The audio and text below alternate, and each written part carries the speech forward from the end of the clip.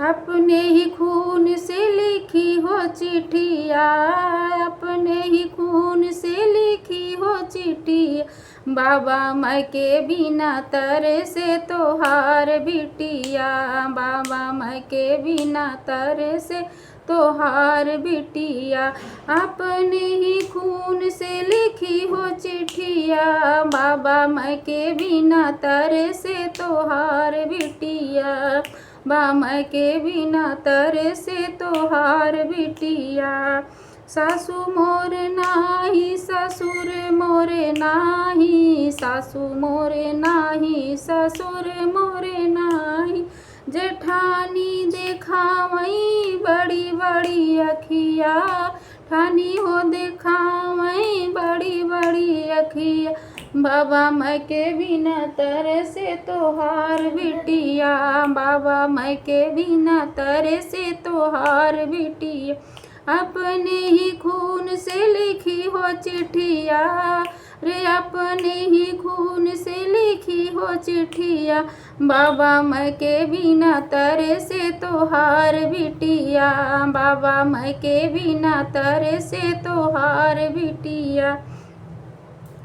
जेकर ही संग हमर भावा बियाहवा, जेकर ही संग हमरा भावा बियाहवा, उहा कहई हो लगाइल फसिया रे, उहा कहई हो लगाइल फसिया, बाबा मैं के बिना तरसे से तोहार बिटिया रे, उहा कहई हो लगाइल फसिया, बाबा मैं के बिना तरसे से तोहार बिटिया।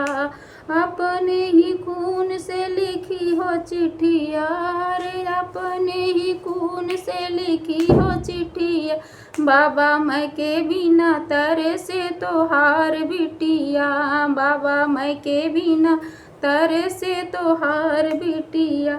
रोज रोज ताना मारे हम कना नदिया, रोज रोज ताना मारे हम कना नदिया, कैसे के सही हजार बतिया, भैया मैं के बिना तरसई तोहरी बहिनिया, भैया मैं के बिना तरसे तोहरी बहिनिया।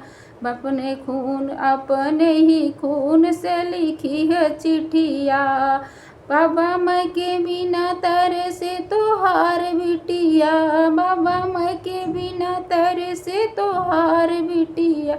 अरे अपने ही खून से लिखी हो चिट्ठिया, जल्दी से बाबा हम लिहा बुलाई, जल्दी से बाबा हम लिहा बुलाई, यह लिखी अंतिम चिट्ठिया, बाबा मैं के बिना तरसे से तोहार बिटिया।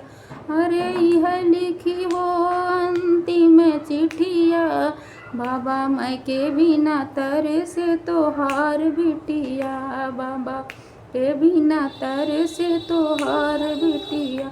अपने ही खून से लिखी हो चिट्ठिया, वो अपने ही खून से लिखी हो चिट्ठिया, बाबा मैं के बिना तरसे से तोहार बिटिया, बाबा मैं के बिना तरसे से तोहार बिटिया। कैसा लगा दोस्तों कमेंट करके ज़रूर बताइएगा। अगर अच्छा लगा तो शेयर, मेरे चैनल को सब्सक्राइब करिएगा, मेरा भी सपोर्ट करिए।